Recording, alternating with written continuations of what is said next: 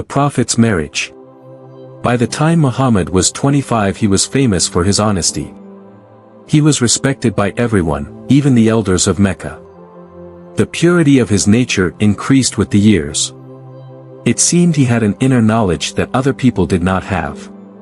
He believed in one God, creator of the world, and he worshipped him with all his heart and with all his soul. Muhammad was the finest of his people, the most kind, truthful and reliable person in Mecca.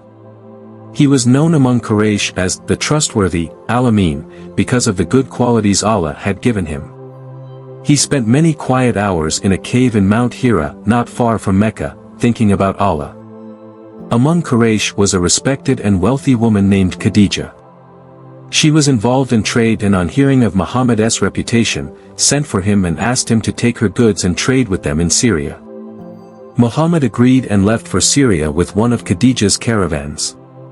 With him went her slave, Maysara, and they spent a great deal of time talking together. Maysara soon came to admire Muhammad. He thought he was quite different from all the other men of Quraysh. Unusual events took place during this journey which puzzled Maysara very much. The first happened when they stopped to rest near the lonely home of a monk. Muhammad sat under a tree while Maysara was busy with some work. The monk came up to Maysara and asked, "Who is the man resting under the tree?" "One of Quraysh, the people who guard the Kaaba," said Maysara.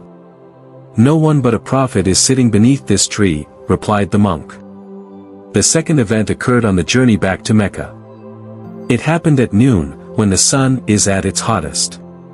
Maysara was riding behind Muhammad, and as the sun grew hotter he saw two angels appear above Muhammad and shield him from the sun's harmful rays. The trading was very successful, and Muhammad made more profit for Khadija than she had ever received before.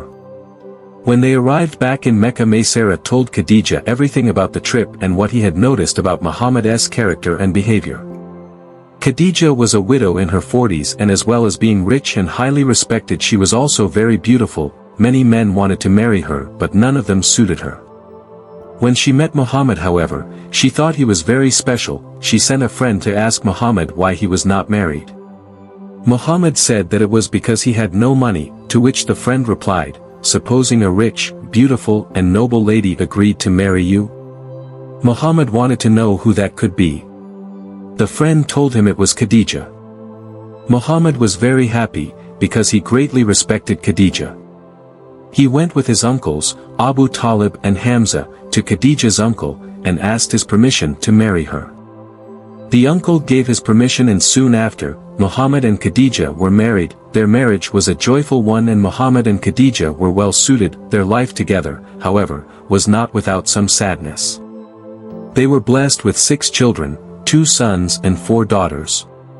Sadly, their firstborn, a son called Qasim, died shortly before his 2nd birthday, and their last child, also a son, only lived for a short time. Happily, their 4 daughters Zainab, Ruqayya, Kulthum, and Fatima all survived. For a few years Muhammad lived a calm and quiet life as a merchant in Mecca. His wisdom benefited many people. One such time was when Quraysh decided to rebuild the Kaaba. It was a difficult decision for them because they had to knock it down before rebuilding it, and the people were afraid that Allah might be angry with them for knocking down his sanctuary. At last one of the wise old men of Quraysh decided to begin, then everybody followed him. They worked until they reached down to the first foundation that Abraham had built. As soon as they began to remove the stones of this foundation, however, the whole of Mecca began to shake. They were so afraid that they decided to leave these stones where they were and build on top of them. Each tribe brought stones and they built the Kaaba up until they reached the place where the black stone was to be set. They then began to argue about who should have the honor of carrying the black stone and lifting it to its place in one of the corners of the Kaaba. They almost came to blows, but fortunately one of the men offered a solution. He suggested that they should be guided by the first person to enter the place of worship. They all agreed, and as Muhammad was the first to enter, everyone was pleased, because they all trusted him. They told him the cause of the argument, and he asked them to bring a large cloak. They did as he asked, and after spreading the cloak on the ground he placed the black stone in the center of it. Then he asked a man from each tribe to hold one edge of the cloak and together to raise it to the height where the stone should be see. When this was done, he took the stone off the cloak and put it into place himself. This story shows how all Quraysh respected and trusted Muhammad, and how, by his wisdom and good sense, he was able to keep the peace. The coming of the Archangel Gabriel. Muhammad believed that there was only one Allah, creator of the sun, the moon, the earth, the sky, and of all living things, and that all people should worship only him. Muhammad would often leave the crowded city and go to the cave in Mount Hira. He liked to be alone there, away from all thoughts of the world and daily life, eating and drinking little. In his 40th year, Muhammad left Mecca to spend Ramadan, the traditional month of retreat, in the cave. In the second half of Ramadan, Allah began to reveal his message for mankind through Muhammad. This first revelation occurred as follows: the Archangel Gabriel came to Muhammad in the cave and commanded him to read. Muhammad replied, "I cannot read." At this the Archangel took Muhammad in his arms and pressed him to him until it was almost too much to bear. He then released him and said again, "Read." "I cannot," replied Muhammad. At which the Archangel embraced him again. For the third time the Archangel commanded Muhammad to read, but still he said he could not and was again embraced.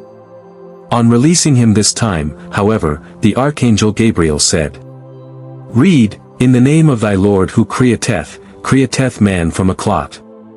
Read, and thy Lord is the most generous who teacheth by the pen. Teacheth man that which he knew not."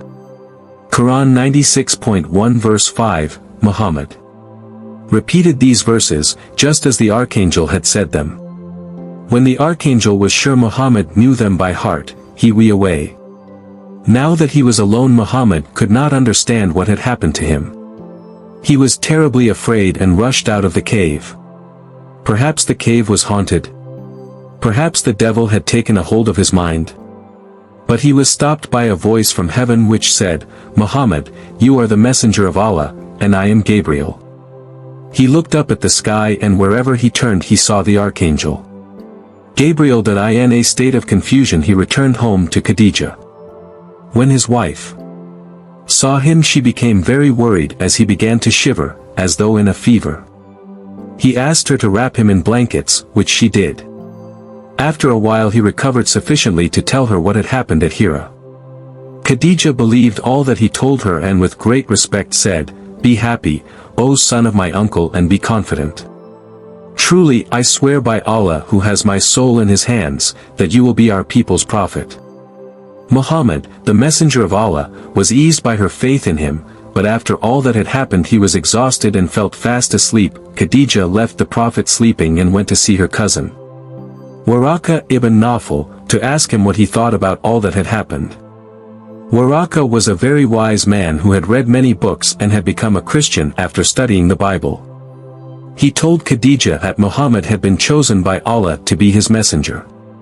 Just as the Archangel Gabriel had come to Moses before and had ordered him to guide his people, so, too, would Muhammad be the prophet of his people. But Waraka warned that all the people would not listen to the prophet and some would mistreat his followers. He must, however, be patient because he had a great message for all the world. From that day on, the Archangel Gabriel came often to the prophet and the verses he taught him, the message from Allah to man, were later written down, and are known to us as the Holy Quran.